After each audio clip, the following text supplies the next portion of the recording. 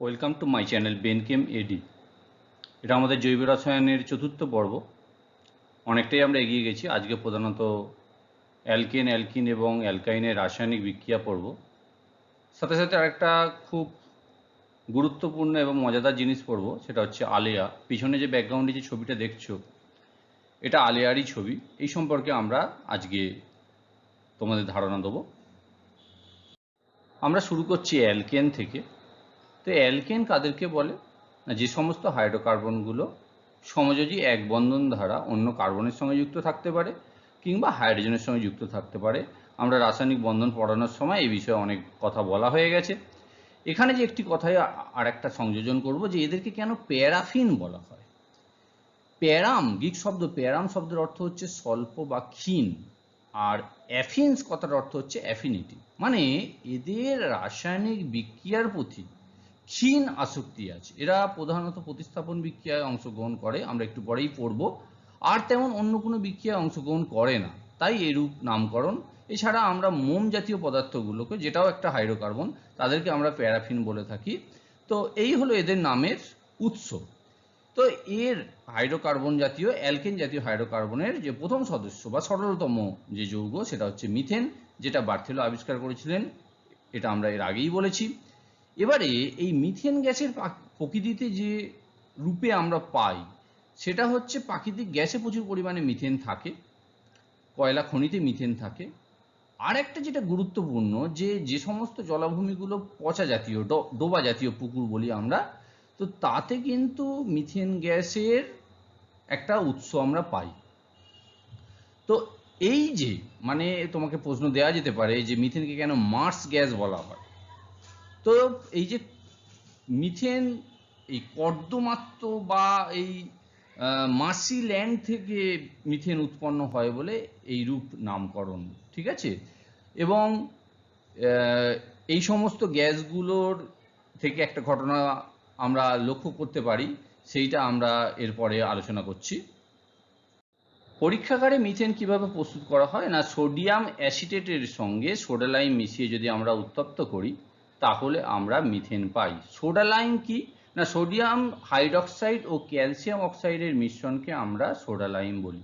এখানে একটা কথা বলে রাখি, যে কোনো কার্বক্সিলিক অ্যাসিডের সোডিয়াম লবণ, এখানে যেমন অ্যাসিটিক অ্যাসিডের সোডিয়াম লবণ নিয়েছি, নাম কি না সোডিয়াম অ্যাসিটেট। যে কোনো কার্বক্সিলিক অ্যাসিডের মানে CH3COOH ছাড়াও যদি RCOOH নিই, তার সোডিয়াম লবণকে যদি আমরা সোডা লাইম দিয়ে উত্তপ্ত করি, তাহলে আমরা অ্যালকেন পাবো। এখানে খেয়াল করে দেখো, দুটো কার্বন কমে একটি কার্বনে পরিণত হচ্ছে।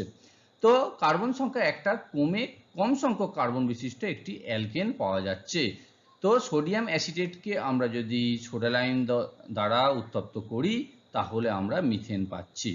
এরপরে আসছি আমরা যেটা বলছিলাম, যে কর্দমাক্ত জলাভূমিতে আমরা মিথেন গ্যাসের একটা উৎপত্তি পাচ্ছি, এবং সেটা আমাদের গ্রামে বা বিভিন্ন অঞ্চলে একটা ভৌতিক ক্রিয়া হিসেবে আমাদের কাছে পরিচিত হয়ে আছে। একটা অন্ধ ধারণা, কুসংস্কার আমাদের মধ্যে আচ্ছন্ন হয়ে আছে। এখানে একটা কথা বলে দিই, যে কর্দমাক্ত জলাভূমিতে যে একটা আলিয়া নামে আমরা আলো দেখতে পাই, সেটা আর কিছুই নয়, স্বাভাবিক ভৌতিক, মানে স্বাভাবিক প্রক্রিয়া, মোটেই একটি ভৌতিক ক্রিয়া নয়।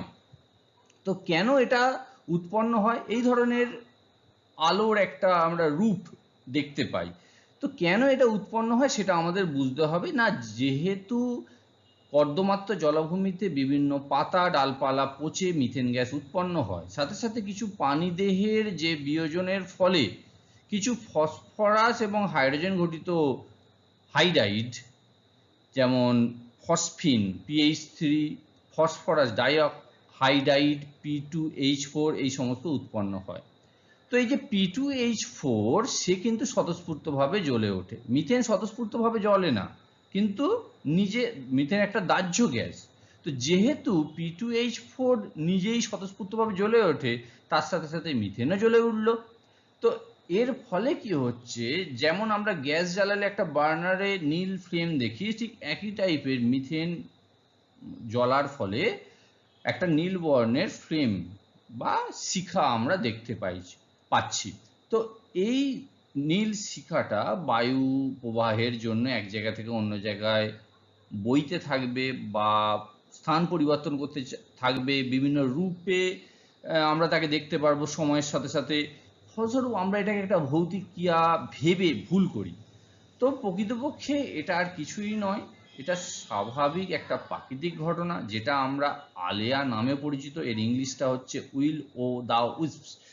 তো এই ধরনের কথা আমরা গ্রামগঞ্জে ভৌতিক বিভিন্ন নামে আমরা এটা সেই সমস্ত কথাগুলো বলতে চাইছি না, কারণ বলা উচিতও নয়। তো এটা একটা বিজ্ঞান ভিত্তিক ব্যাখ্যা, যেটা তোমরা কুসংস্কারটাকে এড়িয়ে এই ধারণাটাকে তৈরি করবে যে এটা আর কিছুই নয়, স্বাভাবিক একটা প্রাকৃতিক ঘটনা, যেটা অনেক সময় শ্মশানেও এই ধরনের ক্রিয়া দেখা যায়। তো এগুলোকে মাথা থেকে ফেলে দাও যে এটা একদম কিন্তু একটা মিথেন গ্যাসের জন্য দায়ী একটি স্বাভাবিক প্রাকৃতিক প্রক্রিয়া। তো মিথেন গ্যাসের উৎস কি কি? আমরা একটু আগেই বললাম যে প্রাকৃতিক গ্যাসে মিথেন প্রচুর পরিমাণে থাকে। বর্তমানে যে সিএনজি গ্যাস আমরা জ্বালানি হিসেবে ব্যবহার করছি, তাতে মূল উপাদান হিসেবে মিথেন থাকে। আমরা জানি এই দ্বারা এখন বিভিন্ন গাড়ি চালানো হচ্ছে। ফলস্বরূপ এটা জ্বালানি হিসেবে মারাত্মক রকমভাবে এখন ব্যবহার করা হচ্ছে। কিছুদিন বাদে হয়তো সমস্ত মানে যানবাহনই এই সিএনজি দ্বারা চলবে। তো কয়লা খনিতেও কিন্তু মিথেন গ্যাস প্রচুর পরিমাণে পাওয়া যায়, এবং মিথেন গ্যাস যেহেতু দাহ্য, ফলস্বরূপ খনিতে প্রায়শই বিস্ফোরণ বা আগুন লেগে যাওয়ার ঘটনা আমরা শুনতে পাই। তো এই সমস্ত সমস্যাগুলো নিয়েই কিন্তু কাজ করতে হয়। কোল গ্যাসের মধ্যেও কিন্তু 30-50% মিথেন বর্তমান। এবারে আমরা আসছি এর রাসায়নিক বিক্রিয়া। সর্বপ্রথমে আসছি আমরা অক্সিজেনের সঙ্গে বিক্রিয়া বা দহন বিক্রিয়া। মিথেন কিন্তু বললাম দহনে সহায়তা করে না, কিন্তু নিজে জ্বলে, কারণ নিজে দাহ্য। তো বায়ুর অক্সিজেনের উপস্থিতিতে একটি নীলাভ শেখায় জ্বলে এবং কার্বন ডাইঅক্সাইড ও জল উৎপন্ন হয়। বিক্রিয়াটাকে আমরা খেয়াল করলে দেখব, এই বিক্রিয়ায় মিথেন অক্সিজেনের সঙ্গে বিক্রিয়া করে প্রচুর পরিমাণে তাপ ও কার্বন ডাইঅক্সাইড উৎপন্ন করছে। ফলস্বরূপ কি হচ্ছে, এই যে তাপটা আমরা জ্বালানি হিসেবে ব্যবহার করতে পারছি, সেটা গাড়ির জ্বালানিই বলো, কিংবা আমরা ভবিষ্যতে হয়তো এটাকে রান্না বা বিভিন্ন অন্য জ্বালানি হিসেবেও আমরা মিথেনকে ব্যবহার করতে পারবো। কারণ প্রচুর পরিমাণে এই যে তাপটা আসছে, সেই তাপটাকে আমরা বিভিন্নভাবে প্রয়োগ করে আমরা আমাদের যে জ্বালানির ব্যবহারের যে ঘাটতি, সেই সমস্ত জায়গাগুলো আমরা এগুলোকে ব্যবহার করতে পারবো। আমরা শুরু করছি এখন মিথেনের প্রতিস্থাপন বিক্রিয়া। তো একটু আগেই বললাম যে অ্যালকেনগুলি বা সম্পৃক্ত হাইড্রোকার্বনগুলি প্রধানত প্রতিস্থাপন বিক্রিয়ায় অংশগ্রহণ করে, এবং বিক্ষিপ্ত সূর্যালোকের উপস্থিতিতে যদি আমরা মিথেনের প্রতিস্থাপন বিক্রিয়া ঘটাই, তাহলে মিথেনের যে হাইড্রোজেন পরমাণুগুলি আছে এক একটি করে ক্লোরিন দ্বারা প্রতিস্থাপিত হবে, হয়ে ক্রমান্বয়ে methyl chloride, methylene chloride, chloroform ও কার্বন টেট্রাক্লোরাইড উৎপন্ন করবে। আমরা যদি বিক্রিয়াগুলোকে দেখাই, যে CH4 এর যেহেতু 4টে হাইড্রোজেন পরমাণু আছে, এই 4টে H একটা একটা করে যদি সরিয়ে দিই, তাহলে প্রথম আমরা সূর্যালোকের উপস্থিতিকে আমরা অনেক সময় H নিউ দিয়েও বোঝাই। ঠিক আছে? তো ক্লোরিনের সঙ্গে বিক্রিয়া হচ্ছে, প্রথমে কি হলো, ধরো একটা হাইড্রোজেন সরে গেল ক্লোরিন দ্বারা, তাহলে উৎপন্ন কি হবে, 3টে হাইড্রোজেন থাকবে, CH3Cl। তারপরে আবার ধরো ক্লোরিনের সঙ্গে বিক্রিয়া করছে, ফলস্বরূপ আবার একটা H সরে গেল, উৎপন্ন কি হচ্ছে না, CH2Cl2। তারপরে আবার ক্লোরিনের সঙ্গে বিক্রিয়া করছে সূর্যালোকের উপস্থিতিতে, কিন্তু CHCl3। আবার একটা 1 মোল Cl2 সঙ্গে যখন বিক্রিয়া করছে, তখন CCl4 উৎপন্ন হচ্ছে। ফলস্বরূপ আমরা যে যৌগগুলো পাচ্ছি, এটার নাম হচ্ছে মিথাইল ক্লোরাইড। এই যে মিথাইল ক্লোরাইড। তারপরে এইটার নাম 2 নম্বরটা হচ্ছে মিথিলিন ক্লোরাইড, এই যে 3 নম্বরটা হচ্ছে ক্লোরোফর্ম, এবং 4 নম্বর হচ্ছে কার্বন টেট্রাক্লোরাইড।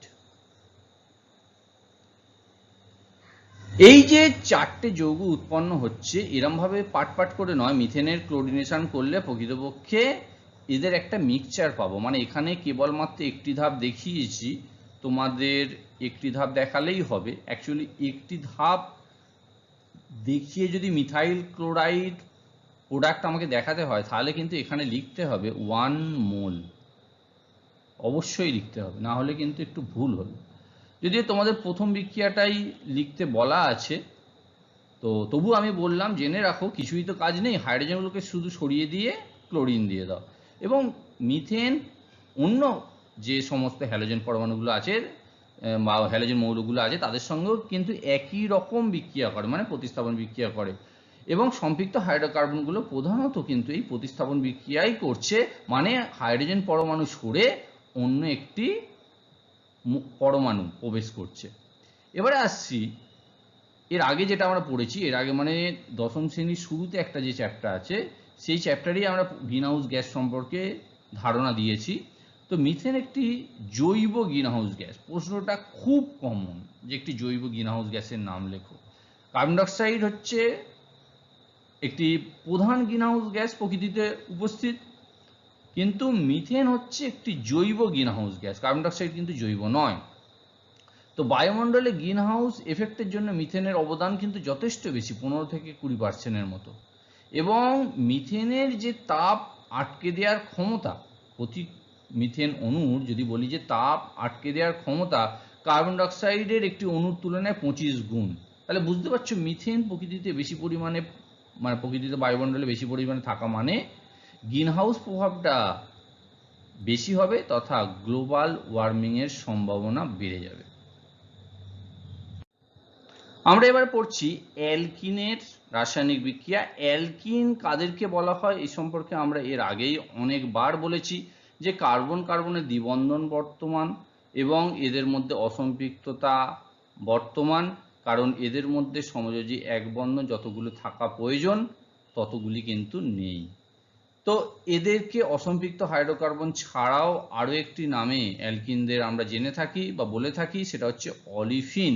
অলিফিন শব্দের অর্থ হচ্ছে তেল উৎপাদনকারী। দুভাবে আমরা বলছি যে অ্যালকিনের সঙ্গে যখন হ্যালোজেনের বিক্রিয়া হয়, নিম্নতর অ্যালকিনগুলোর সঙ্গে যখন হ্যালোজেনের বিক্রিয়া হয় তখন তৈলাক্ত পদার্থ উৎপন্ন হয়, সেটাও একটা কারণ। এছাড়াও আমরা বলছি যে যে সমস্ত তেলগুলো শীতকালে জমে না, যেমন ধরো সর্ষের তেল, এদের একটি মূল যে কার্যকরী অংশ হচ্ছে এই দ্বিবন্ধন, মানে এদের মধ্যে দ্বিবন্ধন বর্তমান। তো এই দুটি কারণ বলতেই পারো যে তেল উৎপাদনকারী ঘুরিয়ে ফিরিয়ে বা তেলের মধ্যে দ্বিবন্ধন বর্তমান, সেই কারণে এই অলিফিন কথাটা ব্যবহার করা হয়। তো ইথিলিন কিন্তু একটা গ্যাসীয় হরমোন, এটি কিন্তু ফল পাকাতে ব্যবহার করা হয়। এবার আসছি আমরা ইথিলিন মানে অ্যালকিনের যেহেতু সরলতম যে সদস্য ইথিলিনের আমরা রাসায়নিক বিক্রিয়ায় আসছি। এরা প্রধানত কি বিক্রিয়া করে না, এরা প্রধানত জুতো বিক্রিয়া করে। সঙ্গে সঙ্গে মাথায় আসবে যে জুতো বিক্রিয়াটা কি। এর আগে আমরা বললাম কি প্রতিস্থাপন বিক্রিয়া, সেখানে কি একটি পরমাণু প্রতিস্থাপিত হচ্ছে অন্য কোনো পরমাণু দ্বারা, সাবস্টিটিউট হচ্ছে। এখানে অ্যাডিশন রিয়াকশন, জুতো বিক্রিয়ার ইংরেজি হচ্ছে অ্যাডিশন রিয়াকশন। এখানে দুটো যে অংশ, একটা হচ্ছে বিকারক এবং একটা হচ্ছে বিক্রিয়ক, এদের দুজনের মধ্যে সম্পূর্ণ রাসায়নিক বিক্রিয়া হয়ে একে অপরের সঙ্গে জুড়ে গিয়ে একটা প্রোডাক্ট বা বিক্রিয়াজাত পদার্থ উৎপন্ন করবে। তো এই ধরনের বিক্রিয়াকে আমরা সাধারণত জুতো বিক্রিয়া বলি এবং যে যৌগটা উৎপন্ন হচ্ছে তাকে আমরা জুতো যৌগ বলি। তো আমাদের সিলেবাসে দুটি বিক্রিয়া আছে। প্রথম বিক্রিয়া হচ্ছে যে এই ইথিলিনের সঙ্গে আমরা বিক্রিয়া করব হাইড্রোজেনের, সেটা প্লাটিনাম প্যালাডিয়াম এই সমস্ত অনুঘটকের উপস্থিতিতে সাধারণত করা হয়। তো কিভাবে বিক্রিয়াটা হয় আমরা বলি। ইথিলিনকে আমরা টুকে নিচ্ছি এইভাবে, মানে আমরা দ্বিবন্ধনগুলোকে খুলে রাখলাম, এখানে হাইড্রোজেন আছে। এখন এখানে হাইড্রোজেন থাকুক আর নাই থাকুক, আমি তোমাকে এইভাবে বোঝাতে চাইছি যে এইখানের কিছু পরিবর্তন হবে না। যেটা পরিবর্তন হবে সেটাকে লক্ষ্য করো যে কোন জায়গায় চেঞ্জ হচ্ছে। এর সঙ্গে যখন হাইড্রোজেনের বিক্রিয়া হচ্ছে, সেটা তুমি নিকেলের উপস্থিতিতে বলতে পারো বা প্লাটিনাম, প্যালাডিয়াম, যে কোনো একটা অনুঘটক ব্যবহার করতে পারো। তো কি চেঞ্জ হচ্ছে সেটা লক্ষ্য করো। এই যে বন্ধনগুলো যা ছিল তাই আছে, শুধু কি পাল্টাচ্ছে লক্ষ্য করো। যে দ্বিবন্ধনটা আছে সেই দ্বিবন্ধনটা খুলে গিয়ে দুটো সমযোজী এক বন্ধন হচ্ছে, দুটো সমযোজী এক বন্ধন হচ্ছে, এবং তার সঙ্গে কি যুক্ত হচ্ছে না হাইড্রোজেন যুক্ত হচ্ছে। ফলস্বরূপ এটা কে, এটা প্রকৃতপক্ষে হয়ে গেল CH3 মানে ইথেন। তাহলে ইথিলিন থেকে ইথেন পাচ্ছি কিভাবে, না হাইড্রোজেন দ্বারা যুত বিক্রিয়া দ্বারা। এই যৌগটা বেশি স্থায়ী কারণ এর সম্পৃক্ত। এই অসম্পৃক্ত যৌগের সর্বদা একটা প্রবণতা থাকবে সম্পৃক্ত যৌগে যাওয়ার ক্ষেত্রে, কারণ সমযোজী এক বন্ধনে যে বন্ধন শক্তি সেটা অনেক বেশি। এখানে দেখো একটি বন্ধন, মানে সমযোজী দ্বিবন্ধনের একটি বন্ধন, এটাকে পাই বন্ধন বলা হয়, সেই বন্ধনটা খুলে গিয়ে দুটি সমযোজী এক বন্ধন হচ্ছে, যার ফলে যে বন্ধন শক্তিটা নির্গত হবে সেটা অনেক বেশি, এর সঙ্গে অ্যাকচুয়ালি তাপও উৎপন্ন হবে। তাহলে আমাদের জানছি কি, যে কোনো দ্বিবন্ধন, যে কোনো অসম্পৃক্ত যৌগ বা দ্বিবন্ধন যুত বিক্রিয়া করবে এবং সম্পূর্ণ একটা অণুকে যুক্ত করে এইভাবে প্রোডাক্ট উৎপন্ন করছে, অর্থাৎ ইথিলিন থেকে আমরা ইথেন পাচ্ছি। আমরা সেবার ব্রোমিনের সঙ্গে ইথিলিনের বিক্রিয়া, অবশ্যই যুত বিক্রিয়া।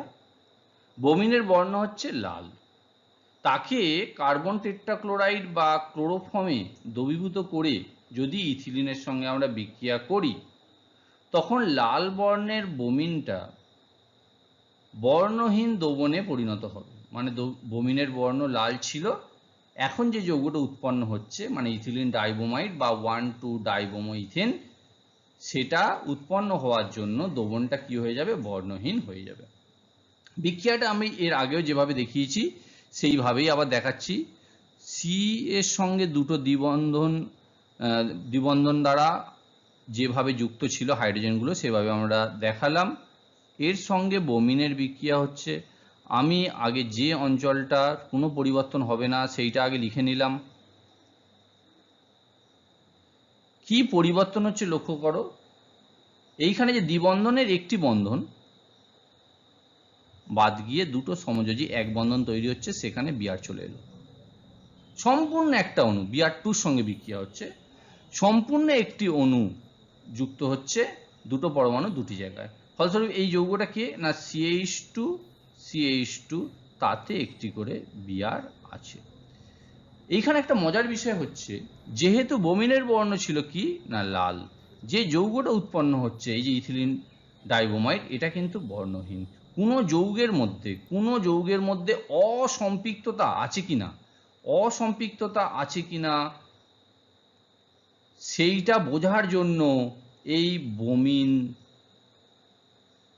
কার্বন টেট্রাক্লোরাইড দ্রবণে আমরা ব্যবহার করব। ফলস্বরূপ লাল বর্ণটা বর্ণহীন হয়ে যাবে যে কোনো যৌগ। এখানে একটা দেখো, আমরা ভিডিও দেখাচ্ছি, সেইখানে আমরা বলছি যে কিভাবে পরিবর্তন হচ্ছে বর্ণটা। অ্যালকেনে আমরা যদি ব্রোমিন দিই, ব্রোমিনের নিজের বর্ণ কি বললাম, লাল। অ্যালকেনে যদি ব্রোমিন দিই কিছুই পরিবর্তন হবে না, ব্রোমিনের যা বর্ণ সেটাই অ্যালকেনে এসে যাবে, কারণ অ্যালকেনটা কি সম্পৃক্ত। তো অ্যালকেনটা সম্পৃক্ত, এই যৌগটা সম্পৃক্ত হওয়ার জন্য এতে কোনো পরিবর্তন, কিন্তু যেহেতু অ্যালকেনটা হচ্ছে অসম্পৃক্ত, এইটা অসম্পৃক্ত, তো অসম্পৃক্ত হওয়ার জন্য ক্রমশ লাল বর্ণটা বর্ণহীন হয়ে যাচ্ছে। দেখো, মানে ব্রোমিন ওপর থেকে যে ব্রোমিনটা দেয়া হচ্ছিল সেটা তো লাল, কিন্তু সেটা যেই অ্যালকিনে দেয়া হচ্ছে সেটা বর্ণহীন হয়ে যাচ্ছে। এইভাবে কোনো একটা যৌগ, এরপরে আমরা যখন অ্যাসিটিলিন পড়ব, মানে ত্রিবন্ধন বর্তমান, সেখানেও কিন্তু একই ঘটনা হবে। মানে দ্বিবন্ধনী হোক বা ত্রিবন্ধনী হোক, আছে কি না কি করে বুঝবে, বা সম্পৃক্ত যৌগ না অসম্পৃক্ত যৌগ তুমি কি করে বুঝবে? তোমার হাতে একটাই বিকারক আছে, ভালো আরও আছে, একটাই বিকারক তোমাদের বইয়ের মধ্যে আছে, বা তোমাদেরকে যেটা বলতে হবে সেটা হচ্ছে লাল বর্ণের ব্রোমিন ক্লোরোফর্মে দ্রবীভূত হয়ে যদি আমরা ব্যবহার করি অসম্পৃক্ত যৌগে, তাহলে তার যে বমিনের যে লাল বর্ণটা সেটা বর্ণহীনে পরিণত হবে, অর্থাৎ সেই যৌগের যে অসম্পৃক্ত সেটা প্রমাণ দেবে। সম্পৃক্ত যৌগের মধ্যে কোনো রকম পরিবর্তন হবে না, যেমন এখানে আমরা অ্যালকেনের ক্ষেত্রে দেখলাম। এবার আসছি আমরা অ্যালকাইন, অর্থাৎ যার মধ্যে যে সমস্ত যৌগের মধ্যে ত্রিবন্ধন বর্তমান সেই সমস্ত হাইড্রোকার্বন কিনা আমরা পড়ছি। অবশ্যই এটা অসম্পৃক্ত জৈব যৌগ, এ নিয়ে আমাদের বলার কিছু নেই। তো বিজ্ঞানী এডমন্ড ডেভি অ্যাসিটিলিন গ্যাস প্রথমে আবিষ্কার করেছিলেন। এর যদি আমরা উৎস বলি বা পরীক্ষাগারে যে কিভাবে আমরা প্রস্তুত করব সেই প্রসঙ্গে আসি, তখন বলছি যে ক্যালসিয়াম কার্বাইড, যেটাকে আমরা সাধারণভাবে কার্বাইড নামেই পরিচিত, তো ক্যালসিয়াম কার্বাইডকে যদি আমরা জল যোগ করি, ক্যালসিয়াম কার্বাইডে কেবল যদি জল যোগ করি তাহলেই কিন্তু অ্যাসিটিলিন উৎপন্ন হয়ে যাবে। বিক্রিয়াটা দেখো, এই CaC2 এটা হচ্ছে ক্যালসিয়াম কার্বাইড। তো ক্যালসিয়াম কার্বাইডের সঙ্গে যখন জলের বিক্রিয়া ঘটছে তখন ক্যালসিয়াম হাইড্রক্সাইড ও অ্যাসিটিলিন উৎপন্ন হচ্ছে। এই যৌগটা থেকে আমরা পাচ্ছি প্রধানত এই যৌগটা। তো এই ক্যালসিয়াম কার্বাইড কিন্তু একটি আয়নীয় যৌগ, ঠিক আছে, তার সঙ্গে জলের বিক্রিয়া করে ক্যালসিয়াম হাইড্রক্সাইড ও অ্যাসিটিলিন উৎপন্ন হচ্ছে। এটা হলো পরীক্ষাগারে প্রস্তুত বলতে পারো। এবং এছাড়াও প্রকৃতিতে বিভিন্ন রকমভাবে আমরা অ্যাসিটিলিন গ্যাসের উৎস যদিও পেয়ে থাকি, কিন্তু এই প্রস্তুতিটা আমাদের জন্য খুব গুরুত্বপূর্ণ। আচ্ছা, আমরা এবারে আসছি অ্যাসিটিলিনের দ্রুত বিক্রিয়া। অবশ্যই যেহেতু এটা একটি অসম্পৃক্ত যৌগ, একইভাবে ইথিলিনের সঙ্গে বিক্রিয়া করবে, শুধু পার্থক্যের মধ্যে ইথিলিনে 1 মোল হাইড্রোজেন বা হ্যালোজেনের সঙ্গে বিক্রিয়া হয়েছিল, এখানে কিন্তু 2 মোল হ্যালোজেন বা হাইড্রোজেনের সঙ্গে বিক্রিয়া ঘটবে, কারণ এর মধ্যে ত্রিবন্ধন বর্তমান। তো আমরা শুরুতেই আসছি হাইড্রোজেনেশন। হাইড্রোজেনেশনে মানে হাইড্রোজেন যোগ, নিকেল, প্লাটিনাম, প্যালাডিয়াম এদের উপস্থিতিতে যেমন ইথিলিন বিক্রিয়া করেছিল, অ্যাসিটিলিনও সেই একইভাবে বিক্রিয়া করবে, শুধু 2 মোল হাইড্রোজেন বিক্রিয়া করবে। সেটা তুমি লিখতেও পারো, নাও লিখতে পারো। তো ধরো এখানে নিকেল এবং হাইড্রোজেন দিচ্ছ, কি হবে? প্রথমে দ্বিবন্ধন তৈরি হলো, কি যুক্ত হচ্ছে না 1 অণু হাইড্রোজেন যুক্ত হলো, এখানে একটা H, এখানে একটা H। এরপরে কি হবে? আবার হাইড্রোজেন যুক্ত হচ্ছে নিকেলের উপস্থিতিতে। নিকেল বা প্যালাডিয়াম সবার ক্ষেত্রে হলেই হবে। কি পরিবর্তন হচ্ছে না, যা ছিল কি ছিল, CH2 ছিল এর মতো অবস্থায়, এই বন্ধনটা খুলে যাচ্ছে, খুলে গিয়ে ওইখানে আবার একটা করে H যুক্ত হচ্ছে, মানে উৎপন্ন কি হচ্ছে? ইথেন। ইথিলিনের ক্ষেত্রেও তাই হয়েছিল। তুমি এটা দুধাপে লিখতেও পারো, নাও লিখতে পারো, তুমি ফাইনালি এই প্রোডাক্টটা লিখে নিতে পারো। তাহলে অ্যাসিটিলিন থেকেও কিন্তু ইথেন পাবে, আর ইথিলিন থেকেও কিন্তু ইথেন পাবে যদি তুমি নিকেল এবং হাইড্রোজেন সহ বিক্রিয়া করো। এখন যদি আমি বলি, যদি তুমি না চাও যে ওটা ইথেনে চলে যাক, তখন কি করবে? যদি তুমি চাইছো যে ইথিলিনেই ও থেমে যাক, সেখানে আমাদের হাতে রাস্তা হচ্ছে যে আমরা আংশিক হাইড্রোজেনেশন করব। এই আংশিক হাইড্রোজেনেশন করার জন্য আমরা ব্যবহার করি লিডনার অনুঘটক নামে একটি জিনিস। সেটা কি না, সেটা হচ্ছে ক্যালসিয়াম কার্বনেটের উপর প্যালাডিয়াম ব্যবহার করি, সাথে সাথে আমরা কিছু সালফার ও কুইনোলিন অনুঘটক বিষ হিসেবেও ব্যবহার করে থাকি, সেটা এখানে লেখা নেই। তো ক্যালসিয়াম কার্বনেটের উপর প্যালাডিয়ামের শুষ্ক একটা চূর্ণ দেওয়া হয়, সেইটার উপস্থিতিতে যদি আমি বিক্রিয়া করি তাহলে বিক্রিয়াটা আর অগ্রসর হয় না, বিক্রিয়াটা এইখানেই থেমে যায়, মানে ইথিলিনে থেমে যায়। তবে এখানে একটু লিখতে পারো যে সালফার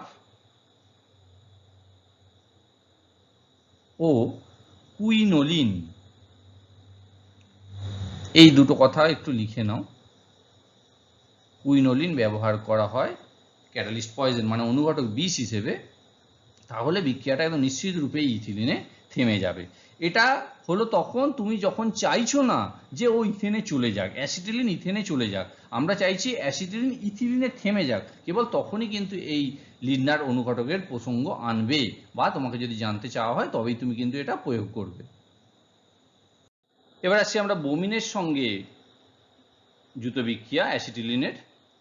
তো একইভাবে যেমন ইথিলিনের ক্ষেত্রে বলেছি যে কার্বন টেট্রাক্লোরাইড বা ক্লোরোফর্ম এই ধরনের দ্রাবকের উপস্থিতিতে বোমিনের সঙ্গে যদি আমি বিক্রিয়া ঘটাই অ্যাসিটিলিনের, এখানে অ্যাসিটিলিন টেট্রাব্রোমাইড উৎপন্ন করবে। যেটা আগে বলেছিলাম ইথিলিন ডাইব্রোমাইড, এখানে বলছি অ্যাসিটিলিন টেট্রাব্রোমাইড।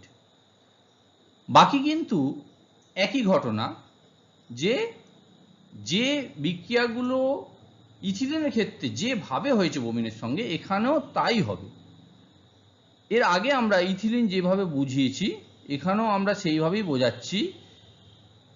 দেখো অ্যাসিটিলিনে যখন আমরা এখানে বোমিন দিচ্ছি, অবশ্যই এটা বুঝতেই পারছো লাল বর্ণ এটা, তো পাট পাট করে দেখাচ্ছি। প্রথমে একটা অণু বোমিন বিক্রিয়া করলো, তারপরে আবার এইটা আগে ছিল, এটা আগে বুঝে নাও, এইটা আগে ছিল সেইটা বুঝে নাও, এটা ছিল। নতুন করে কি হচ্ছে না, আরো একটা বোমিন যুক্ত হচ্ছে। এই যে নতুন করে যখন আর বোমিন পরমাণু যুক্ত হচ্ছে দুটি কার্বনেই, দেখো এখান থেকে আমি একটা বন্ধন কিন্তু কমিয়ে দিয়েছি। প্রথম ক্ষেত্রে এখানে ত্রিবন্ধন ছিল, এখান থেকে একটা বন্ধন কমিয়ে দিয়েছি। তাহলে একটা বন্ধন কমিয়ে এই যে ত্রিবন্ধনের একটি বন্ধন, মানে ত্রিবন্ধন মানে তিনটে বন্ধন নয়, আমি এর আগেও বলেছি ত্রিবন্ধন মানে একটা বন্ধন যেখানে 6টি ইলেকট্রন অংশগ্রহণ করছে। এখানে প্রকৃতপক্ষে ত্রিবন্ধনের মধ্যে একটি সিগমা বন্ধন আর দুটি পাই বন্ধন থাকে, এই ধরনের কথাবার্তা আছে, তোমাদের লেভেলে এটা বুঝবে না। তো সেই একটা পাই বন্ধন প্রথমে খুলে গিয়ে দুটি সমযোজী এক বন্ধন হলো, তারপরে আবার একটা পাই বন্ধন খুলে গিয়ে দুটি সমযোজী এক বন্ধন হলো। ফলস্বরূপ প্রোডাক্ট যেটা হচ্ছে সেটা হচ্ছে সিএইচ সিএইচ, তাতে বিআর যুক্ত আছে, এই তো। এটাকে তুমি এইভাবে CHBr2 CHBr2 রূপেও লিখতে পারো। এখন এই যৌগটা উৎপন্ন হওয়ার জন্য কিন্তু দ্রবণটা কি হয়ে যাবে, বর্ণহীন হয়ে যাবে, এটা মাথায় রেখো। অসম্পৃক্ত থাকা মানেই তাকে যদি বোমিন দাও, লাল বর্ণের বোমিন দ্রবণ দাও একটা ননপোলার দ্রাবকের মধ্যে, তখন কিন্তু যে যুত বিক্রিয়ার ফলে যে উৎপন্নজাত পদার্থ উৎপন্ন হচ্ছে সেটার জন্য লাল বোমিনের যে লাল বর্ণ সেটা কিন্তু বর্ণহীন হয়ে যাবে। এটা অসম্পৃক্ততার পরীক্ষা তথা ইথিলিনের কিংবা অ্যাসিটিলিনের শনাক্তকরণ পরীক্ষা তথা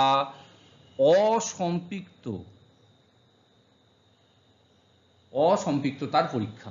মানে কোনো যৌগ অসম্পৃক্ত কিনা, কিংবা কোনো যৌগ ইথিলিনের মধ্যে অসম্পৃক্ততা বর্তমান কিনা, অ্যাসিটিলিনের মধ্যে অসম্পৃক্ততা বর্তমান কিনা, একই কথা দিয়ে তোমাকে প্রশ্ন দেওয়া হবে। তুমি কিন্তু ভাববে এইটাই যে লাল বর্ণের বোমিন যোগ করা হলো, বর্ণহীন উৎপন্ন বিক্রিয়াজাত পদার্থ উৎপন্ন হলো, ব্যাস এইখান থেকেই দ্রবণের মধ্যে অসম্পৃক্ততার প্রমাণ পেয়ে গেলাম।